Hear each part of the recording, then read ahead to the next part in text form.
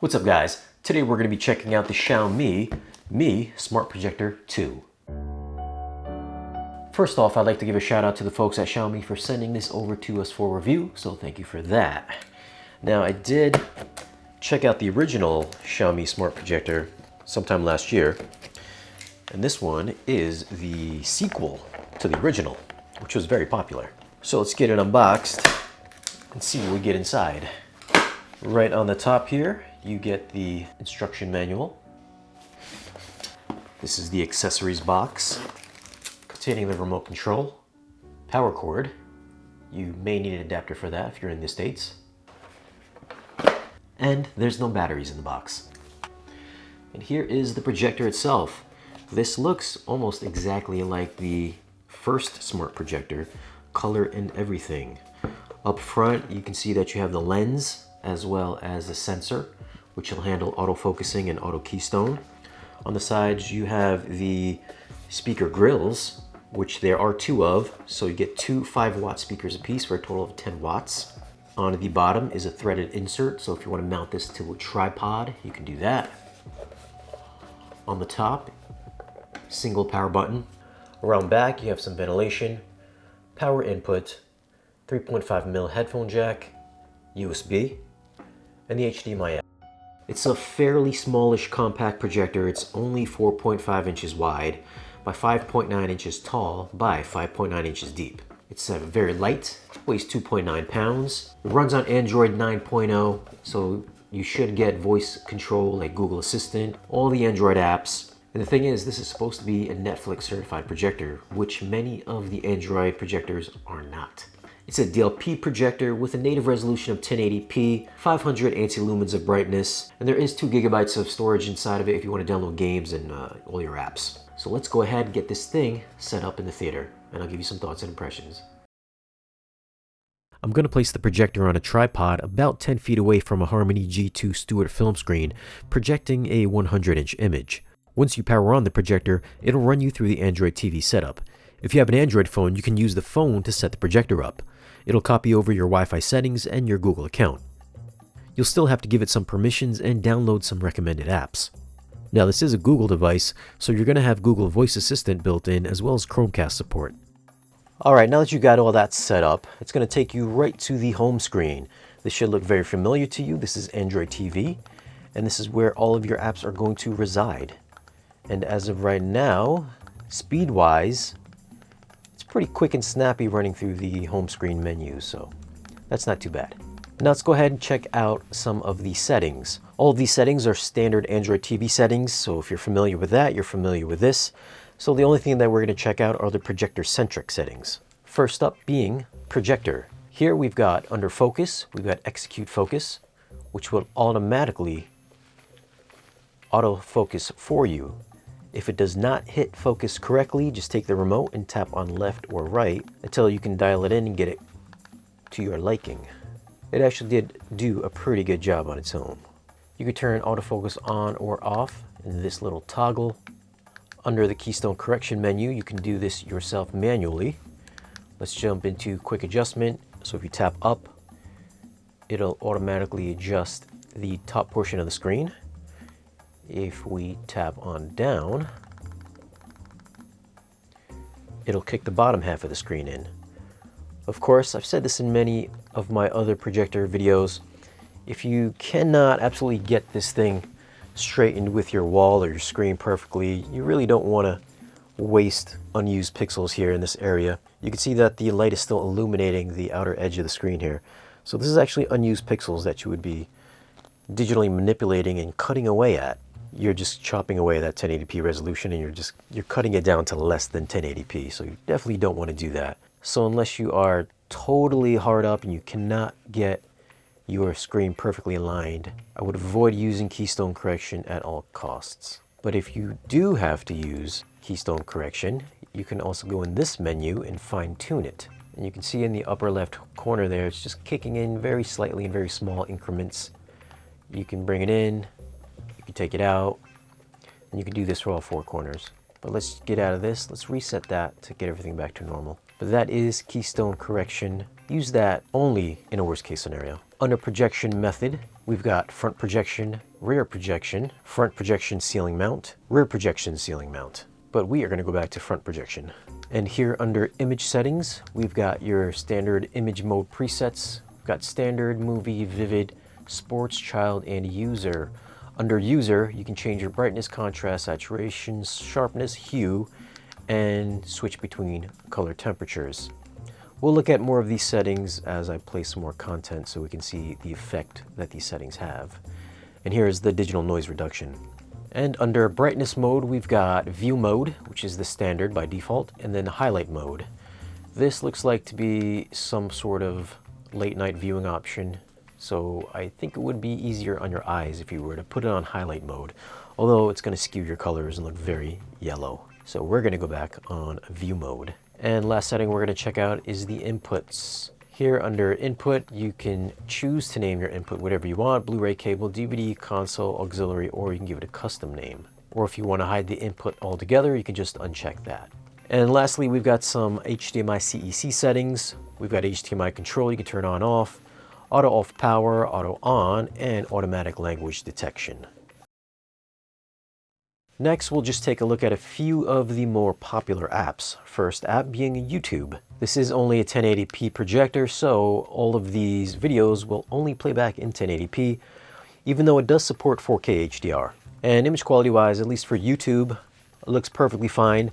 If you are sitting, fairly close to the screen, like I'm about 8 feet away from the screen, and I can see the pixels, so it's not going to be as sharp and crisp as, say, a 4K projector, but it's perfectly fine, for some casual viewing, or if you're a very non-critical person, then this kind of image is perfectly fine for that. And YouTube works perfectly fine here as well. Let's back out of that and jump into Vudu. Vudu, again, you can see that I purchased the movie in 4K UHD, and you can only play back in SD. Same thing, everything looks fine here. It is kind of pixelated, it's only 1080p, but it's totally serviceable. Nice image, and it does look good. It looks perfectly fine. Let's back out of this, and probably the most popular app we're going to check out last is going to be Netflix. The good thing here is that this projector is Netflix certified. Many of the other Android projectors that I've reviewed recently are not Netflix certified, and you've always got to do some kind of weird workaround to get to Netflix, and it's never ever the actual Android TV Netflix app. It's always the mobile app, which is like the same app as what you would get on a cell phone. So this here is the official Netflix app. I'm just gonna pop into check out Chef. It'll play back in HD 5.1. Again, nice looking image quality, not the brightest, but it totally works fine in this room. I've got a totally blacked out room and everything seems to be fairly brightish. Seeing as this does support 4K HDR, I'm going to go ahead and jump into the HDMI input and use the Roku Premiere and see what the 4K HDR quality looks like. First thing you're going to want to do is hold down the OK button or the center button, go over to settings and turn on HDMI 2.0. Let's scroll all the way down to the Roku settings, check out display type, and you should see that it supports 4K HDR at 60 Hz. Let's bump over to the Vudu app, check out some 4K HDR content. Unlike the inbuilt Vudu app, this does support 4K and HDR. Upper right hand corner, you can see it does say 3840 by 2160 at 24 Hz. As far as image quality wise, comparing it to the inbuilt Vudu app, this is so much more crisper and sharper than the inbuilt version. And I would say also the YouTube app using the Roku and also Netflix, much better, going from 4K downscaling to 1080p.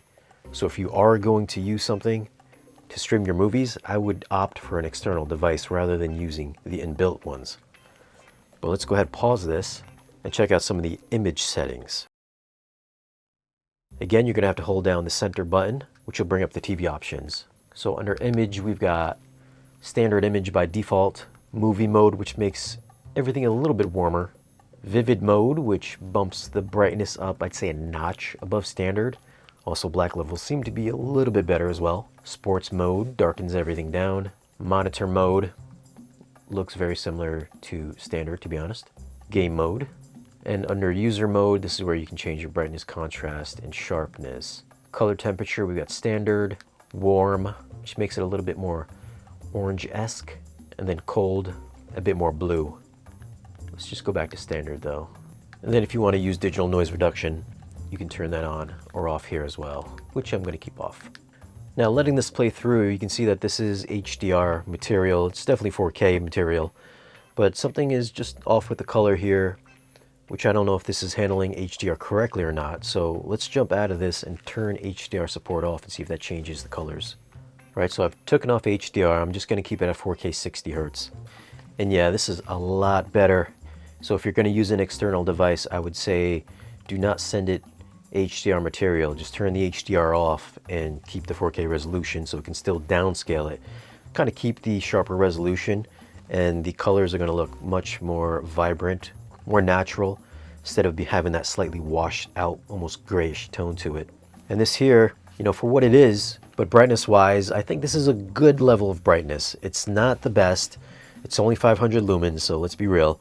It's an alright looking image quality, especially at this size. This is a 100-inch size. I think if you drop it down to about 75, 65 inch, you'll get maximum brightness out of it, maximum punch.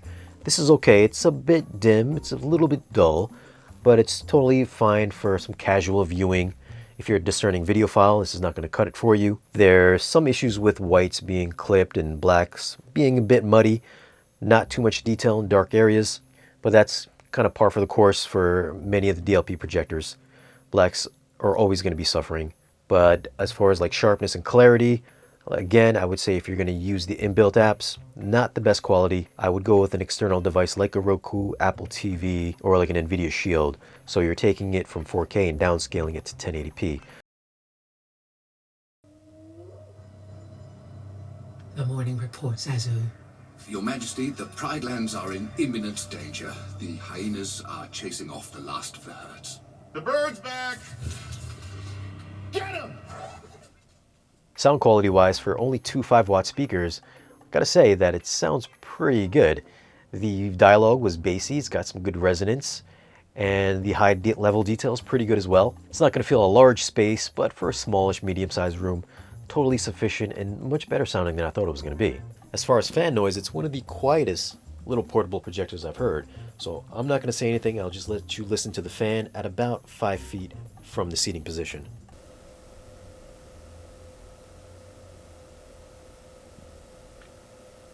If you're playing content, you're not going to hear the fan noise if you got the volume up, so noise levels from the fan, not an issue.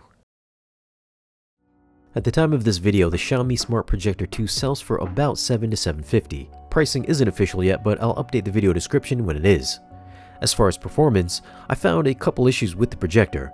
First off, it can be a little slow when navigating menus. Sometimes it's snappy and sometimes not so much.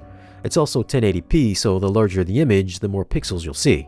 The 500 lumens did seem to struggle at lighting up my 100-inch screen in a totally dark room, so you might want to keep it below that for the most visual impact. The larger you go, the dimmer the image is going to be. I also wouldn't use the projector with a little ambient light because you will wash out the image. Xiaomi does offer a larger Pro model with almost 3 times the brightness at 1300 lumens, so that might be the way to go. I also tried this with a few games and it did fine for casual gaming once you got acclimated to the lag, but it's definitely not for the competitive gamer. With that said, I can see this being for someone that wants a big screen experience without having to drop some big bucks for a 75 or 85-inch TV. It can throw out a pretty nice image at those sizes and can do so in pretty much any place that has a flat wall. It's a small, portable, all-in-one solution, is super easy to set up, and it doesn't cost a fortune. So what are your thoughts on these small, lightweight, portable projectors? Do you guys use one, and which model do you have? Leave a comment down below and let us know. Now, if you do want to grab the Xiaomi, I'll leave a link for it down below. As always guys, thanks for watching. Be sure to give this video a like if you found it useful, and subscribe if you haven't already. And we'll see you again in the next video.